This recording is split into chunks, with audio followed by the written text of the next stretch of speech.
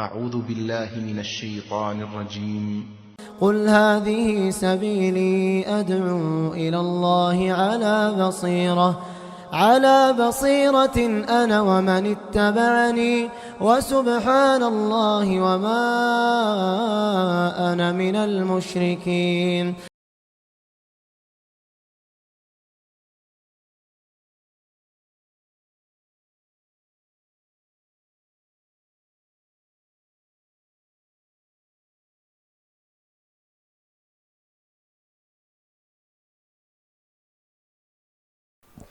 إن الحمد لله نحمده ونستعينه ونستغفره ونعوذ بالله من شرور أنفسنا ومن سيئات أعمالنا من يهده الله فلا مضل له ومن يضلله فلا هادي له وأشهد أن لا إله إلا الله وحده لا شريك له وأشهد أن محمدا عبده ورسوله يا أيها الذين آمنوا اتقوا الله حق تقاته ولا تموتن إلا وأنتم مسلمون يا أيها الناس اتقوا ربكم الذي خلقكم من نفس واحدة وخلق منها زوجها وبث منهما رجالا كثيرا ونساء واتقوا الله الذي تساءلون به والأرحام إن الله كان عليكم رقيبا يا أيها الذين آمنوا اتقوا الله وقولوا قولا سديدا يصلح لكم أعمالكم ويغفر لكم ذنوبكم ومن يطع الله ورسوله فقد فاز فوزا عظيما.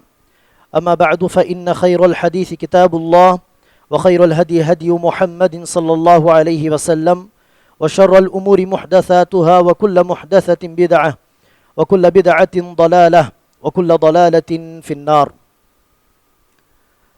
فقد قال النبي صلى الله عليه وسلم إن دماءكم وأعراضكم عليكم حرام كحرمة يومكم هذا في بلدكم هذا في شهركم هذا.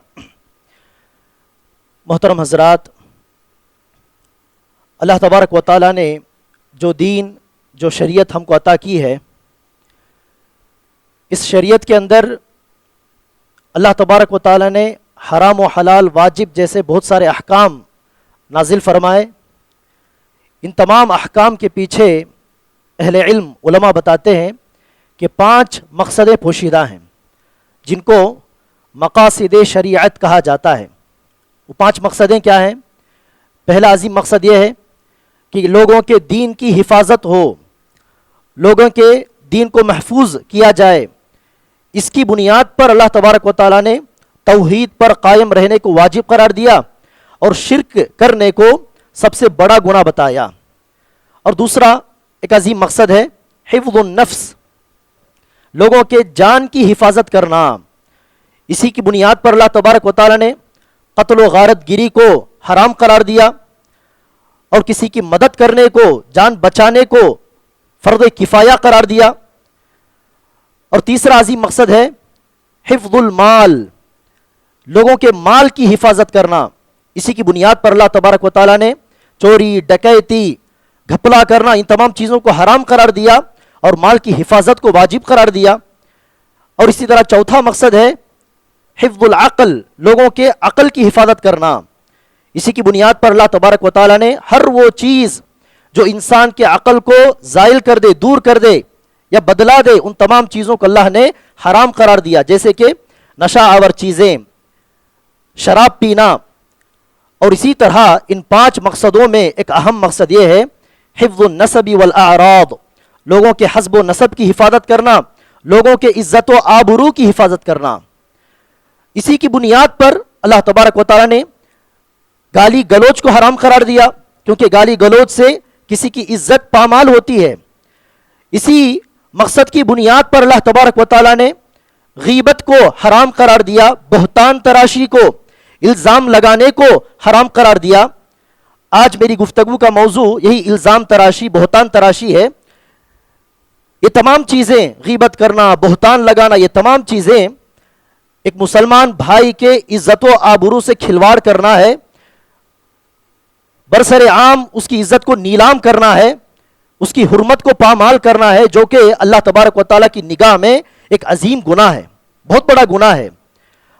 اللہ کے رسول صلی اللہ علیہ وسلم نے ارشاد فرمایا ان دماءکم واعراضکم علیکم حرام کحرمت یومکم ھذا فی بلدکم ھذا فی شہرکم ھذا، جس طرح اللہ تبارک و تعالیٰ نے مکہ کو حرمت والی جگہ بنایا اور حج کے موسم کو، ذی الحجہ کے مہینے کو حرمت والا مہینہ بنایا، اسی طرح بالکل اللہ تبارک و تعالیٰ نے تمہارے خون کو حرمت والی چیز بنایا ہے، تمہاری عزت و آبرو کو حرمت والی چیز بنایا ہے۔ جس طرح مکے کی حرمت کو پامال کرنا عظیم گناہ ہے، جس طرح ذی الحجہ کے مہینے کی حرمت کو پامال کرنا ایک عظیم گناہ ہے، بالکل اسی طرح ایک مسلمان کی عزت و آبرو سے کھلواڑ کرنا یا اسے قتل کر دینا بھی ایک عظیم گناہ ہے اللہ تبارک و تعالیٰ کی نگاہ میں۔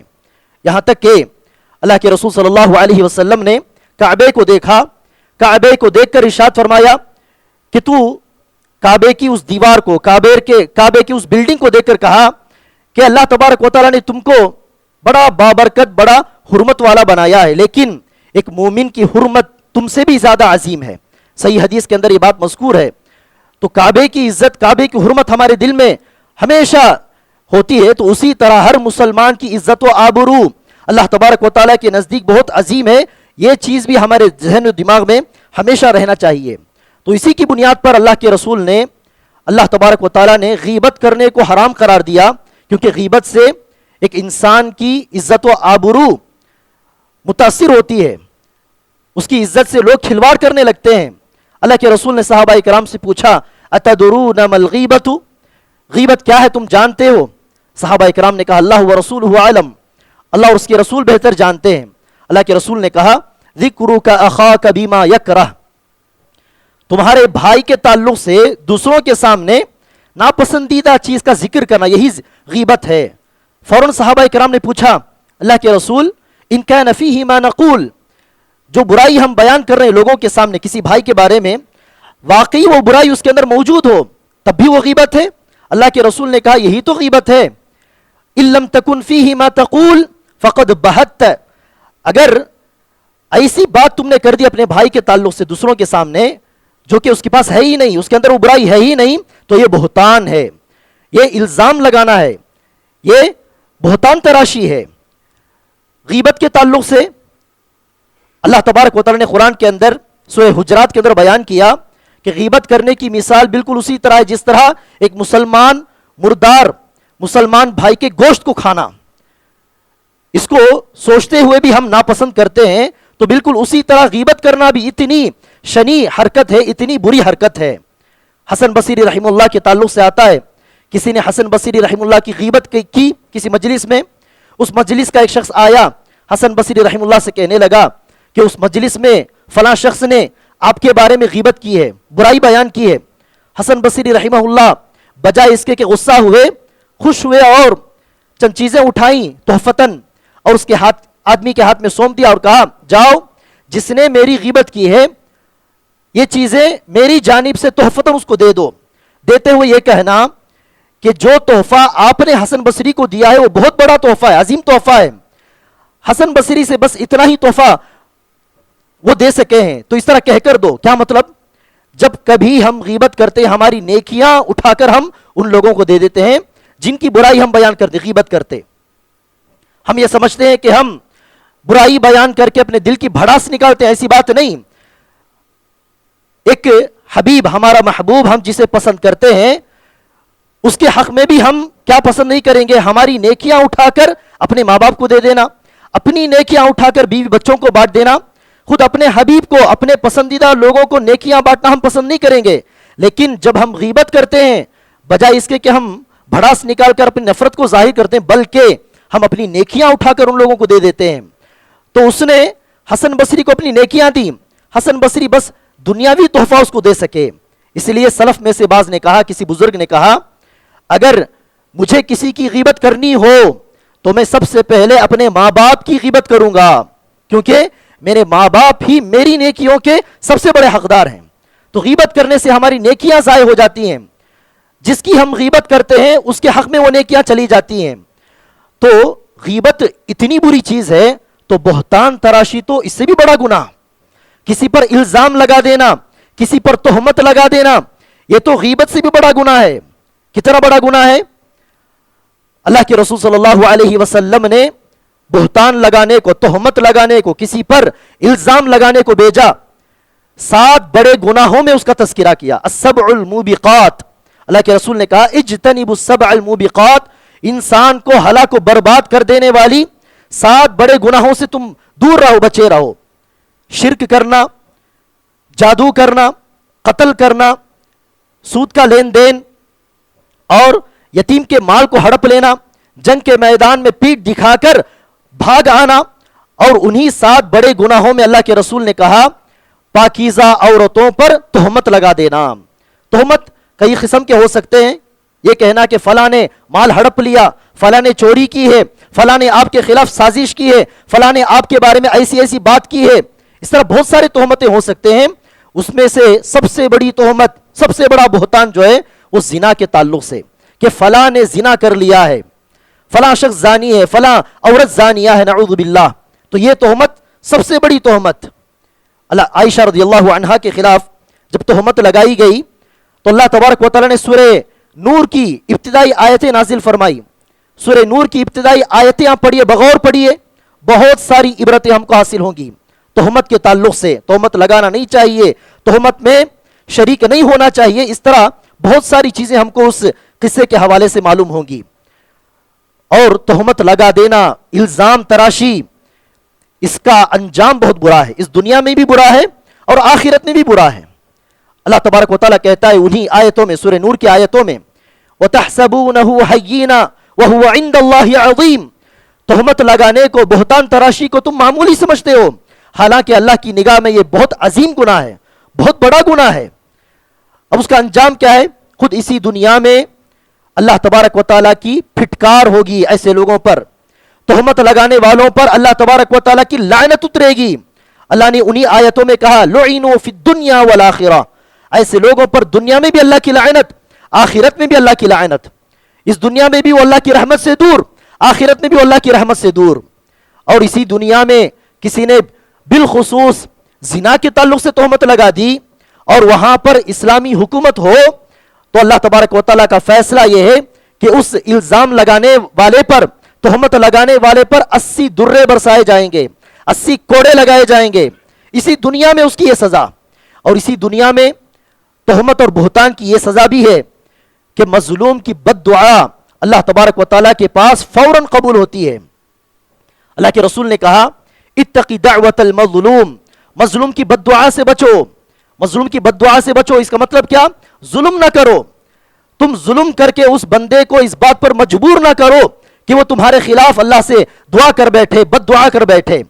تو ظلم نہ کرو, ظلم کرنے سے بچو, مظلوم کی بد دعا سے بچو. فإنها ليس بينها وبين الله حجاب, کیونکہ مظلوم کی بد دعا اور اللہ کے درمیان کوئی پردہ حائل نہیں, کوئی حجاب نہیں, ڈائریکٹ وہ اللہ تبارک و تعالیٰ تک وہ بد دعا پہنچ جاتی ہے.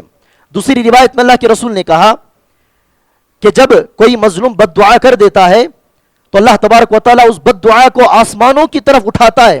وہ بد دعا بس اللہ کے جانب سفر کرتے ہوئے چلے جاتی ہے اور اللہ کہتا ہے وَعِزَّتِي وَجَلَالِي, میرے عزت و جلال کی قسم, لَأَنصُرَنَّكِ وَلَوْ بَعْدَ حِينٍ, میں ضرور تمہاری مدد کروں گا گرچہ تھوڑی دیر بعد ہی صحیح. ظالم پر فوراً اللہ کا عذاب آ جائے ضروری نہیں, اللہ تھوڑی مہلت دے سکتا ہے, لیکن ضرور ظالم کو ظلم کا مزہ اسی دنیا میں چکنا ہوگا. مظلوم کی بد دعا ضرور بضرور ظالم پر لگے گی. یہ اللہ تبارک و تعالیٰ کا فیصلہ ہے. یہاں تک کہ اللہ کے رسول نے کہا, مسند احمد کی حدیث ہے, کافر بھی کیوں نہ ہو, مظلوم جس پر ظلم ہوا ہے, بد دعا کرنے والا, وہ اگرچہ کافر بھی کیوں نہ ہو, اس کی دعا بد دعا ضرور اللہ کے پاس قبول ہوگی. ابن عثیمین رحمہ اللہ کہتے ہیں یہ اس وجہ سے نہیں کہ اللہ تبارک و تعالیٰ کافر کو چاہتا ہے, کافر سے محبت رکھتا ہے, بلکہ اللہ تبارک و تعالیٰ انصاف کو چاہتا ہے, اللہ تبارک و تعالیٰ جسٹس کو چاہتا ہے. اس لیے مظلوم گرچہ کافر ہو, اگر اس نے بد دعا کر لی ضرور بضرور بد دعا اللہ کے پاس قبول ہوگی. ہمارے اساتذہ میں سے ایک استاذ تھے, بہت بھولے بھالے, بہت انوسنٹ. اگر کوئی ان کا مذاق بھی اڑائے سامنے کھڑے ہو کر, وہ پہچان نہیں پاتے تھے کہ یہ بندہ, یہ اسٹوڈنٹ میرا مذاق اڑا رہا ہے. ایسے استاذ کا مسلسل ہمارے سے ایک سینئر کلاس کے 5 طلبہ ہمیشہ مذاق اڑاتے, جب بھی کلاس آتے مذاق اڑاتے, پڑھانے نہیں دیتے, باتوں میں مشغول کر دیتے. اتنا تنگ ہو گئے وہ استاذ کہ خود ان کو پتا چلنے لگا کہ یہ لوگ میرا مذاق اڑا رہے ہیں. تو ہوا کیا, یہ پانچوں طلباء ایک معمولی سے سبجیکٹ میں, معمولی سے مادے میں فیل ہو گئے. ڈائریکٹ اس کا تعلق قرآن و حدیث سے, عقیدے سے, فقہ سے نہیں, سٹوری ٹیلنگ جس طرح کہتے ہیں اس طرح کی ایک کتاب, عربی کتاب, اس میں فیل ہو گئے. اور اس وقت قانون یہ تھا مدرسے میں کہ ایک سبجیکٹ میں بھی کوئی اسٹوڈنٹ فیل ہو جائے تو اس کو ری ایگزام کا موقع نہیں دیا جائے گا, اس کو سیدھے گھر جانا ہے. تو پانچوں طلباء اس معمولی سے سبجیکٹ میں فیل ہو گئے. پتہ نہیں کتنے اساتذہ سے ملاقات کی, پتہ نہیں مینجمنٹ میں کتنی مرتبہ وہ جا کر آئے, کئی لوگوں کی ریکمنڈیشن, لیکن کچھ فائدہ نہیں, کچھ فائدہ نہیں. ان پانچوں طلباء کو مدرسہ چھوڑ کر اپنی تعلیم کو نامکمل کر کے گھر جانا پڑا. ان کو وہاں پر پڑھنے کا موقع نہیں ملا. ہم یہ سوچتے تھے کہ ہمارے اساتذہ اتنے بے رحم کیوں ہو گئے, پڑھنے کا موقع دے دیتے تو کیا ہوتا. لیکن بعد میں انہی 5 طلباء میں سے ایک طالب علم نے, ایک اسٹوڈنٹ نے مجھ سے براہ راست کہا, ہم 5 طلباء وہ لوگ ہیں جو ہمیشہ استاذ کو, فلاں استاذ کو ستاتے تھے. یہاں تک کہ ایک دن وہ تنگ ہو گئے اور 5 طلباء کی جانب اشارہ کر کے کہا, اعوذ باللہ منک, اعوذ باللہ منک, میں تجھ سے اللہ کی پناہ چاہتا ہوں, اللہ مجھے تجھ سے بچا لے, یا اللہ مجھے اس اسٹوڈنٹ سے بچا لے. اس طرح پوائنٹ آؤٹ کر کے انہوں نے 5 طلباء کی جانب اشارہ کیا اور دعا کی, اور وہی 5 طلباء اس سبجیکٹ میں فیل ہوئے. واقعی معنوں میں اللہ تبارک و تعالیٰ نے 5 طلباء سے اس استاذ کو پناہ دے دی, وہ گھر چلے گئے. تو ہم یہ نہ سمجھیں کہ بد دعا اس زمانے میں قبول ہوتی تھی, نبیوں کی بد دعا قبول ہوتی تھی, صحابہ کرام کی بد دعا قبول ہوتی تھی. نہیں, آج بھی کوئی مظلوم بد دعا کر دے ضرور اللہ تبارک و تعالیٰ کے پاس قبول ہوگی. اس لیے ہمیں چاہیے کہ ہم مظلوم کی بد دعا سے بچیں. اور کل قیامت کے دن ظلم کا انجام بہت برا ہے. ظلم, ظلمات یعنی تاریکیوں کی شکل میں کل آئے گا. کل قیامت کے دن, کل قیامت کے دن جہاں ہم کو ہر قدم پر نور کی ضرورت ہوگی, پل صراط پار کرتے ہوئے جنت کے اندر داخل ہونے کے لیے ہر قدم نور کی ضرورت, وہاں پر ظالموں کے سامنے تاریکی چھا جائے گی, وہاں پر ان کو نور نہیں ملے گا. اور جو نیکیاں, نماز, روزہ, زکوٰۃ جیسی نیکیاں ہم جمع کرتے ہیں ہر دن, یہ نیکیاں ظلم کی وجہ سے برباد ہو جاتی ہیں. مظلوموں کو اللہ تبارک و تعالیٰ اٹھا کر ہماری نیکیاں دے دے گا, اور ضرورت پڑے انصاف قائم کرنے کے لیے تو مظلوموں کی گناہوں کو اٹھا کر اللہ تبارک و تعالیٰ ہمارے سر باندھ دے گا. تو اس لیے ہمیں چاہیے کہ ہم تہمت لگا کر, بہتان لگا کر, غیبت کر کے لوگوں پر ظلم کرنے سے دور رہیں, بچے رہیں. اللہ تبارک و تعالیٰ مجھے اور آپ کی اس بات کی توفیق عطا فرمائے. لوگوں پر کسی بھی اعتبار سے ظلم کرنے سے اللہ تبارک و تعالیٰ ہماری حفاظت فرمائے. آمین. اقول قولی هذا واستغفر الله لي ولكم ولسائر المسلمين من كل ذنب فاستغفروه انه هو الغفور الرحيم.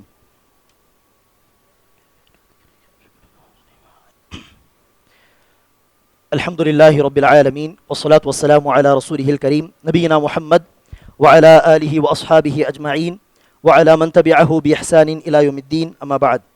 محترم حضرات, بہتان الزام لگایا جائے, کسی پر تہمت لگائی جائے تو اس وقت عوام الناس کو, ہم جیسے لوگوں کو کرنا کیا چاہیے؟ سب سے پہلی چیز, بغیر کسی پکی دلیل کے کسی پر بہتان لگانا حرام ہے. اس بات کو سمجھ کر بہتان لگانے سے, اس تعلق سے گفتگو کرنے سے دور رہنا چاہیے. بغیر دلیل کے, بغیر کسی ثبوت کے کسی کے بارے میں بات کرنا جائز نہیں. اور دوسری چیز, اگر لوگ بہتان لگاتے پھریں, کسی پر تہمت لگاتے پھریں, تو اس میں ہم شریک نہ ہوں, ہم شریک نہ ہوں, بلکہ ہم یہ کہیں کہ ہر مسلمان کے تعلق سے اچھا خیال رکھنا چاہیے, حسن ظن رکھنا چاہیے, الا یہ کہ کوئی پکی دلیل مل جائے, پکا ثبوت مل جائے. اور اسی طرح کسی پر بھی بہتان لگایا جائے, الزام لگایا جائے تو فیصلہ سنانے میں جلدی نہ کریں. عائشہ رضی اللہ عنہا پر تہمت لگائی گئی, 50 دنوں کے بعد اللہ تبارک و تعالی نے آیت نازل فرمائی. اس دوران اللہ کے رسول صلی اللہ علیہ وسلم نے عائشہ رضی اللہ عنہا کو برا نہیں سمجھا, بلکہ پتہ نہیں کتنے صحابہ کو بلا کر اللہ کے رسول نے دریافت کیا کہ عائشہ کے تعلق سے تمہارا کیا خیال ہے, کیا عائشہ اس طرح کی غلطی کر سکتی ہے؟ تو مسلسل اللہ کے رسول صلی اللہ علیہ وسلم لوگوں سے پوچھ تاچھ کرتے ہیں, خود عائشہ رضی اللہ عنہا سے بھی بات کرتے ہیں. 50 دنوں کے بعد اللہ تبارک و تعالیٰ نے عائشہ رضی اللہ عنہا کی براءت پر آیت نازل فرمائی. تو جلدی نہیں کرنی چاہیے. اور اسی طرح خاص دو لوگوں کے درمیان جھگڑا ہو, ایک دوسرے پر وہ لوگ الزام لگاتے ہوں, تو ایک آدمی کی بات سن کر فوراً دوسرے آدمی کے خلاف فیصلہ دینا, یہ بھی بہت بڑی خرابی ہے. اللہ کے رسول نے کہا اذا جلس بین یدیک الخصمان، اگر تمہارے سامنے دو جھگڑا کرنے والے آ جائیں تو اس وقت تک تم فیصلہ نہیں سناؤ گے جس وقت تک کہ پہلے آدمی کی بات جس طرح تم نے سنی ہے بغور، اسی طرح دوسرے آدمی کی بھی بات تم سن لو، اس وقت تک تم کو فیصلہ نہیں دینا چاہیے۔ اور اسی طرح جو لوگ بیجا الزام لگاتے ہیں، پتہ چلا بعد میں کہ یہ اس شخص نے بیجا تہمت لگا دی، بیجا بہتان لگا دی، تو ایسے لوگوں کے خلاف چاہیے کہ بڑے لوگ سخت کاروائی کریں تاکہ آگے چل کر کوئی جو اس طرح الزام لگانے کے لیے آگے بڑھ کر نہ آئے، تہمت لگانے میں ہمت نہ کرے۔ اور اسی طرح اگر تہمت لگانے میں، الزام لگانے میں خود ہمارا پارٹیسپیشن رہا ہے، ہم شریک ہوئے ہیں، تو فوراً جس کے بارے میں ہم نے غلط بات کی ان سے ملاقات کریں، معافی مانگیں، اور اسی دنیا میں اس معاملے کو رفع دفع کر لیں۔ اللہ کے رسول نے کہا اگر کسی پر تم نے ظلم کیا ہے تو فوراً جا کر اسی دنیا میں تم اس معاملے کو رفع دفع کر لو، تو معافی مانگ کے اسی دنیا میں معاملے کو صاف کر لینا چاہیے۔ اللہ تبارک و تعالیٰ سے دعا ہے کہ اللہ تبارک و تعالیٰ ہم تمام کو اسلام کی ان اچھی تعلیمات پر پوری طرح عمل پیرا ہونے کی توفیق عطا فرمائے، آمین۔ کسی بھی قسم سے لوگوں پر ظلم کرنے سے اللہ تبارک و تعالیٰ ہماری حفاظت فرمائے، اور ہم پر جو لوگ ظلم کرتے ہیں اللہ تبارک و تعالیٰ ان ظالموں کو نیک ہدایت دے، آمین۔ ربنا آتنا فی الدنیا حسنہ وفی الآخرۃ حسنۃ وقنا عذاب النار، ربنا ظلمنا انفسنا وان لم تغفر لنا وترحمنا لنكونن من الخاسرين، اللهم آت انفسنا تقواها وزكها انت خير من زكاها انت وليها ومولاها، اللهم صل على محمد وعلى آل محمد كما صليت على إبراهيم وعلى آل إبراهيم إنك حميد مجيد، اللهم بارك على محمد وعلى آل محمد كما باركت على إبراهيم وعلى آل إبراهيم إنك حميد مجيد، إن الله يأمر بالعدل والإحسان وإيتاء ذي القربى وينهى عن الفحشاء والمنكر والبغي يعظكم لعلكم تذكرون، اذكروا الله يذكركم وادعوه يستجب لكم ولذكر الله تعالى أكبر والله يعلم ما تصنعون۔